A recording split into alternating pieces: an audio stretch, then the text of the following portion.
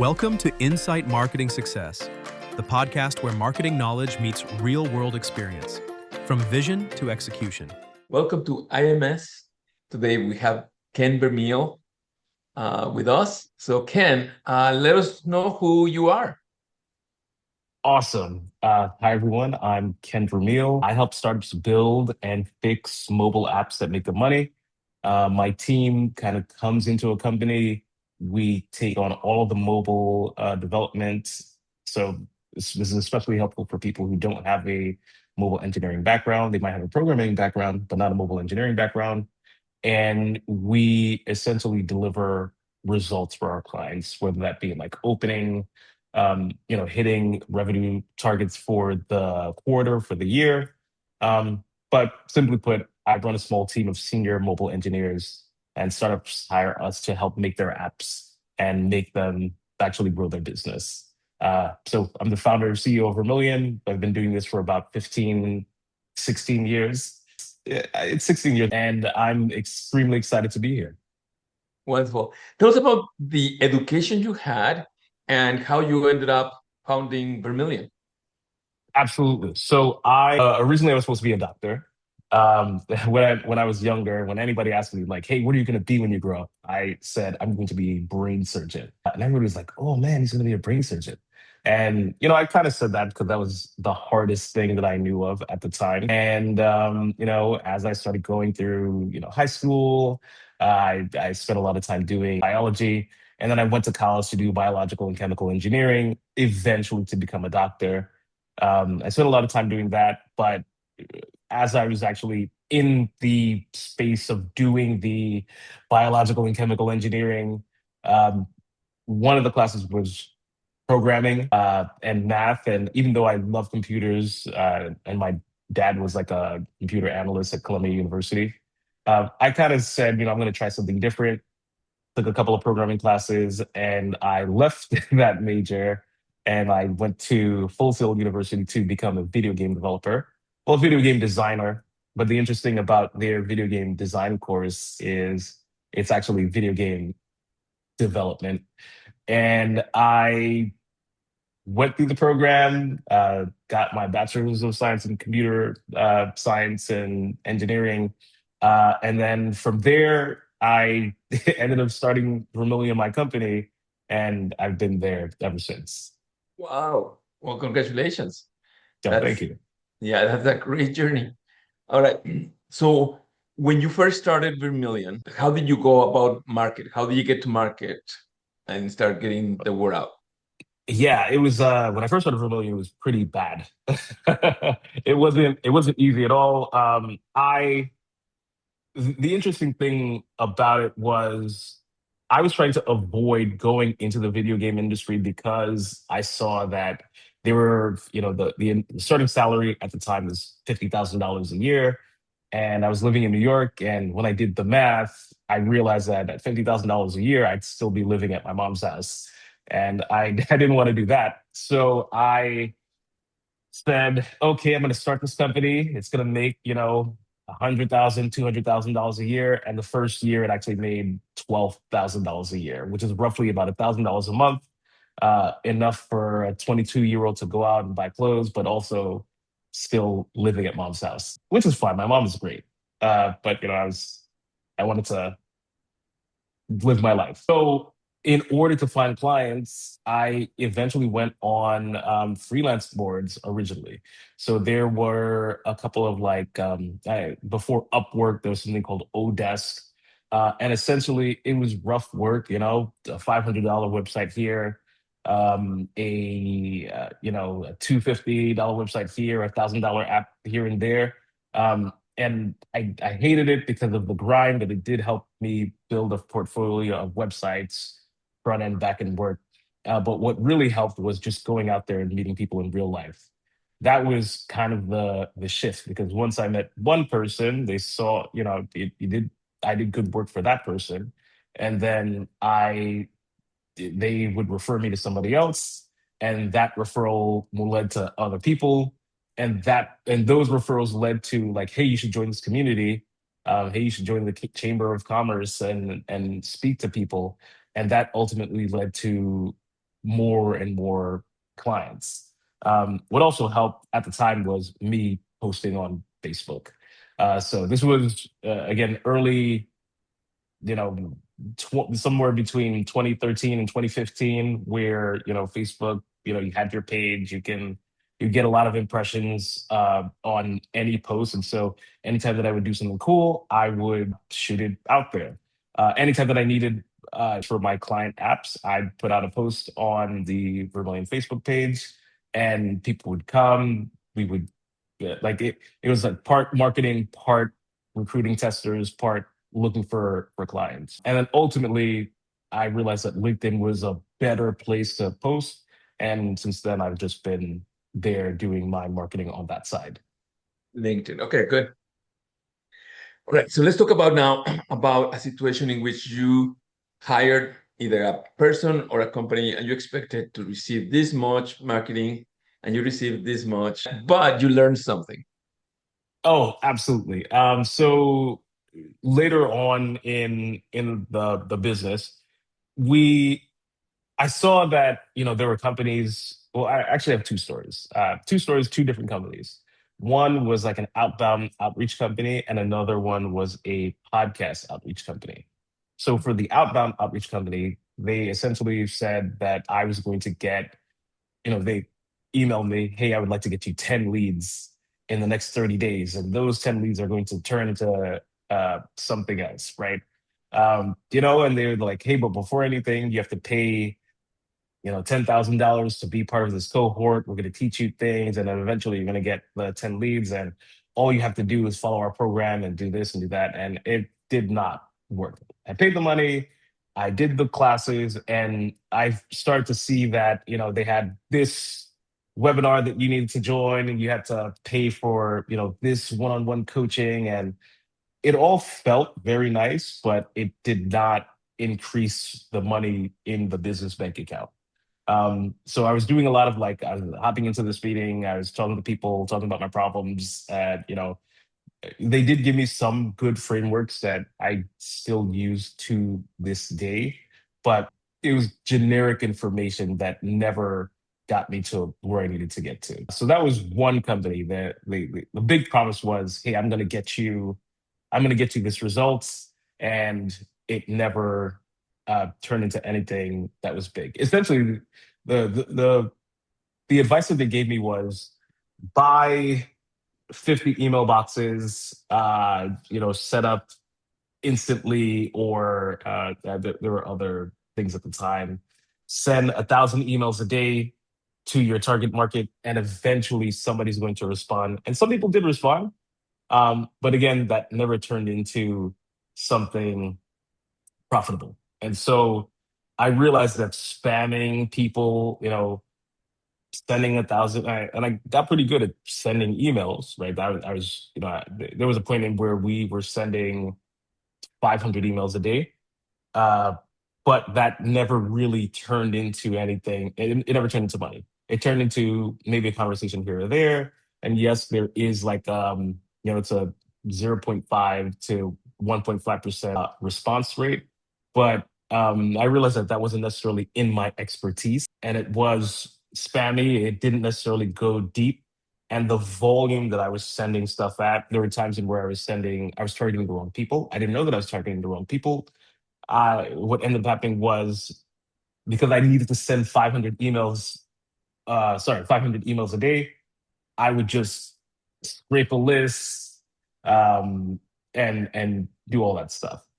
What I later on realized is that those same people that I've been emailing, they have 50 emails from different people who are trying to do the same thing. And I eventually became a me too, like, hey, would you like to, hey, I saw that you got some funding. Do you need any developers or any help? And they would get that email a lot. So after I kind of made that mistake, well, not necessarily a mistake, but it was something that, it was a learning experience. I realized that doing that outbound, doing outbound like that doesn't necessarily work for the type of business that I want to run. What makes more sense is actually reaching out to people, having relationships with them, having shared experiences, and talking to them. I didn't need to reach out to 500 people a day. I needed to reach out to maybe 10 or 20 max people a day. And that gave me enough context to realize what they actually needed, to talk to them. They saw how I worked. I met with them in person. We would either go to events together, and that was a better, more organic experience rather than sending them a 5 to 7 email sequence, hoping that they would respond to me. And then the other one was more of a podcast booking agency, which was also kind of around the same price. They produced a couple of podcasts for us, but it didn't necessarily move the needle, but it did show me the power of running and managing a podcast in order to put yourself out there. And by taking the time to putting myself out there, I realized that, oh yeah, I should do a podcast, create a couple of clips. It raises the awareness of the brand. It definitely brings up a top of funnel situation where there are more eyes on me, and when there are more eyes on me, there are more eyes on the business, and it does drive revenue. That's great. How did you approach storytelling in your marketing? So originally I tried to. So when it comes to storytelling, I realized that talking about the hard things, talking about the things that I've figured out over time. Uh, People love a good war story. Even yesterday I went to a meetup, and it kind of slipped that I was, I worked on an app and it got acquired, right? It got acquired over the course of 4 years, but in that 4 year process, a lot of stuff went wrong, and people love hearing about what actually went wrong. And so now, instead of kind of telling the rosy story of things that the things that went right, like, hey, yeah, we after a couple of years, this client, they were able to raise this much money. I now talk about the stories in where, I would get an email at 2 a.m. Saying that, hey, the server is down and Amazon blocked our account and we need to get everything back up. Like, those stories are interesting because they essentially have an arc, right? They have a beginning, middle, end. They have that tension in where there is a problem, there's the payoff of the solution, and people are more likely to remember those stories rather than um, the good, right? There's no, and when you just tell a story about, hey, everything is awesome, there's no villain, there's no tension, there's nothing there to actually help you remember the story. But if you say, oh yeah, Ken was up at 3, 4 a.m. trying to figure this out. You saw the sun come up and realized, oh man, this is the this is the beginning of my day. And eventually he figured out, like, those stories matter a bit more and they carry more weight. So Yeah. I try to weave in stories in. I try to do a lot of like technical expertise on, like, hey, when you're building an app, this is what you have to do. I try to weave in anonymized stories of some of the wins of my clients, of some of the mistakes that they've made in the past, and how we solved those mistakes, or how we got over those humps. Um, and in doing all of that, those make more compelling, stickier stories rather than kind of the, like, everything is right and everything is good story. You're right. You're absolutely correct. And it's my experience as well. All right. So who would be the ideal client for Vermilion? A company that what? Yeah, generally somebody who. So now, because of AI, there are a bunch of new profitable companies that came out that build their first minimum viable product. They have some type of revenue, but there's that gap of their first technical hire, where we kind of fill in that gap. So usually you would spend a couple of, like, maybe 45 to 90 days bringing on your first developer. And it's always a risk because then you have to think about payroll, it's set up the insurance, and you might even need to give away some equity. And so what we do is we come in and we are just that technical team. Yes, we do focus on mobile, but anything that you could do on mobile, you could technically do on web. And we're not only front end only, it's also some of the back end stuff. So when it's time for that founder or that either pre-seed or series A company to actually bring on more technical help, we're that bridge between that technical help, because 45 to 90 days is a lot, especially in the AI era. You could do a lot in that time. And so we embed into the company. We're working within the first 5 days. And while we're doing that, we're also helping the founder or company bring on that engineering talent.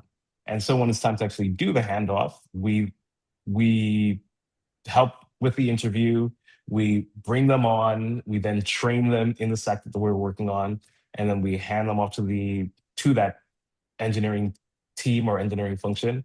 And we're able to then kind of either work alongside with that new hire or kind of do the process all over again. Okay. So generally somebody who has like an existing product, who wants to hire engineers, who is in the process of hiring engineers, mainly because they have to get that work done. We come in our talent is senior, 10 years plus. All of us have a little bit of gray in our beard. It's pretty fun. Wonderful. So let's talk about the character. Let's talk about Ken Vermeille. Let's imagine that you go to a restaurant and you're in one of those booths where you cannot see in front of you and you cannot see behind you. And as you start taking your meal, you recognize voices behind you, and they are two of your best friends. And they are talking about you. What do you hope they say about you? Positive, positive. If they're talking about me, one of the things I know they're going to say is like, "Hey, man, Ken is always late to everything." It's a running joke, My friends would say like, Ken would be late to his own funeral, and I hope I am. But the good things that they would say is, they'd be like, Ken is like such a fun and encouraging guy to be around. When I had this problem, he was there for me. When something bad is going on in my life, like he'll show up and just be there and work with me. He's a hard worker. Some would say that maybe he works a little bit too much, but that's that. I would maybe think that would be a good trait. They'd say that Ken has a great smile. And also I'd want them to say that I'm funny. So even though like I'm a dad, I make a bunch of dad jokes. I truly and honestly believe that my dad jokes are funny because it does make people laugh. Some of them are bad. I would say that I have a 90% success rate with a 10% failure rate. But I truly believe that you need that 10% failure rate in order for 90% of your jokes to be good. So I'm not going to get rid of that 10%, but I think that it's important. I want them to also say that I'm consistently experimenting, trying new things, and ultimately focused on like I'd love them to say Ken always does the right thing, regardless of how it may feel. He's courageous in that aspect. Wonderful. Okay, you are a dad, as you just said, and you went through your youth and your education, and you know that sometimes personal life or professional life doesn't go according to plan. So what do you do to ground yourself and get back to mental health? Yeah. So when life definitely throws curveballs, and when life does throw a curveball, one of the things to do is to not panic. Like whatever happens, just don't panic. If I'm alive, I'm able to make a change and move forward. One of the other things that I do is if life is really bad, I'll make sure that I am either working out, like lifting weights, or I'm running, because all of that additional energy, it needs to go somewhere. And the best place to put that is either in the gym or running on the pavement. So that's one staple. So regardless of whatever, I remember there was a point in my life when one of my clients, they were absorbed by a bigger company, and then initially it looked good, but then it was bad. It was not a good situation it was a good situation, but it also meant that I was out. Like I was it was just like, yep, thanks, Ken. Everything is awesome. We kind of don't need your services anymore, which is a good thing. But at the time, I didn't have a way to deal with that. Now I do. But when it happened, it was just like, oh man, this is awesome. This is great, but this is awesome and it's great for everybody else but not me. So in that situation, it was okay. Well, you have to run, you have to work out. The other thing is you have to get to work. Um, Mainly taking a step back, having a plan, and implementing on that plan. If there are times in where, hey, you know what, it's you have to work 60 or 70-hour weeks, then that's what it is. It means that you have to wake up at 4 a.m., do the work, get the work done, and then just make sure that you still have time for family and the things that are important for you. And so I'm a Christian. Kind of also being grounded in God is also an incredibly important thing for me.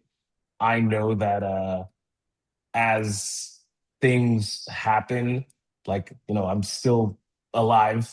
I'm able to eat. I have food on my plate, a shelter, a place to live.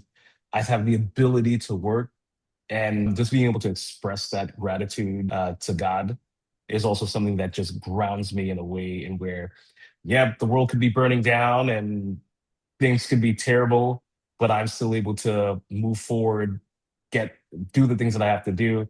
And at the end of the day, when I go to bed, I know that everything is going to be all right.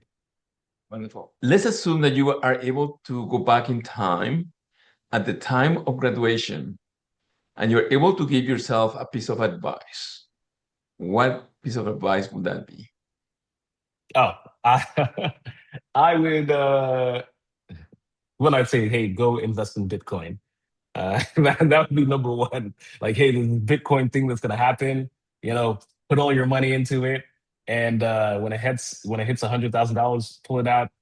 And I mean that would be one of the things. But the other thing that I would say is, so with time travel, the problem is the moment that you affect the future. Well, the moment that you go into the past, you affect the future.